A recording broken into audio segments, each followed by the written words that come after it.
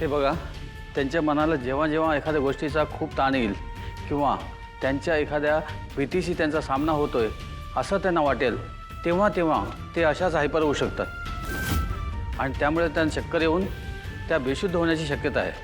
अहो पण डॉक्टर, ह्याच्यावर काहीतरी इलाज असेल की नाही? अहो रोज नव्यानं तिला सगळ्या गोष्टी सांगायला लागतात, काहीच आठवण झालंय तिला.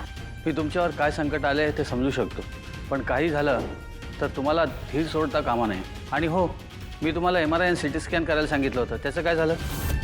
कारण ते बघितल्याशिवाय मी काहीच अंदाज बांधू शकणार नाही. होय, मी करून घेतो ते. काही ब्लड टेस्टसुद्धा करायचे आहेत, ते सुद्धा करून घ्या. म्हणजे सगळ्या रिपोर्ट्स आल्यानंतर आपल्याला ठरवता येईल पुढची ट्रीटमेंट कशी करायची ती. डॉक्टर, एक विचारू? आईला पहिल्यासारखं होण्यासाठी अजून किती टक्के चान्सेस आहे?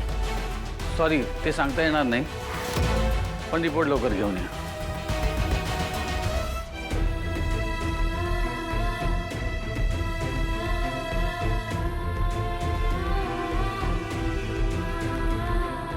सॉरी सॉरी सॉरी, एका क्लायंट बरोबर मीटिंग मध्ये होतो म्हणून थोडा उशीर झाला. सॉरी.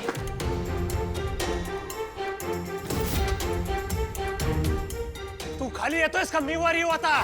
एवढं ओरडायला काय झालं? सरोज काकूंना फसवून घराबाहेर काढलं. फसवून घराबाहेर काढलंस तू. मी कोणालाही फसवलेलं नाहीये, सोड मला. ए, खोटं नाही बोलायचं. मी तुझा मोठा भाऊ आहे, सोड मला. ए, मोठा भाऊ गेला खड्ड्यात. मोठा भाऊ आहेस ना, तर तसा वाघ आधी. मला असं वाटतं आजची जी ही मीटिंग आहे ती फक्त कंपनीच्या बोर्ड ऑफ डिरेक्टर्ससाठी आहे. जे बोर्ड ऑफ डिरेक्टर्स मध्ये नाहीयेत त्यांनी या मीटिंगला बसणं आणि त्यांना बसू देणं ही खूप मोठी चूक ठरली. कारण आज काही महत्त्वाच्या आणि कॉन्फिडेन्शियल विषयावर आपल्याला डिस्कशन करायचं आणि त्याचे निर्णय घ्यायचे. ऑफिशियली बघितलं तर रोहित सरांचं म्हणणं काही चुकीचं नाहीये. ऋषी इनामदार यांचे बोर्ड ऑफ डिरेक्टर्स मधले सगळे अधिकार नयनतारा मॅडम यांनी काढून घेतले. त्यामुळे त्यांना कुठल्याही मीटिंग मध्ये इन्व्हॉल्व्ह होता येणार नाही आणि त्यांनी परत कुठलीही मीटिंग अटेंड करून कुठलीच चूक करू नये असं एक चेअरपर्सन म्हणून मला वाटतं. या कंपनीला ग्रो करण्यासाठी आणि याचे प्रोजेक्ट सक्सेसफुल करण्यासाठी या बोर्डची तसंही गरज नाही. माझ्यासाठी ॲक्च्युअल एक्झिक्युशन जास्त महत्त्वाचं आहे. सो मी तेच करेन. You guys carry on. या बोर्डमध्ये मला तसंही इंटरेस्ट नाही आहे.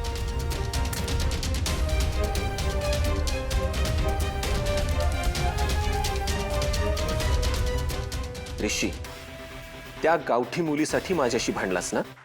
आता बघ, कंपनीतल्या प्रत्येक पावलावर प्रत्येक निर्णयात मी तुला असंच बाजूला करत राहीन. तुला प्रत्येक ठिकाणी ब्लॉक करत राहीन.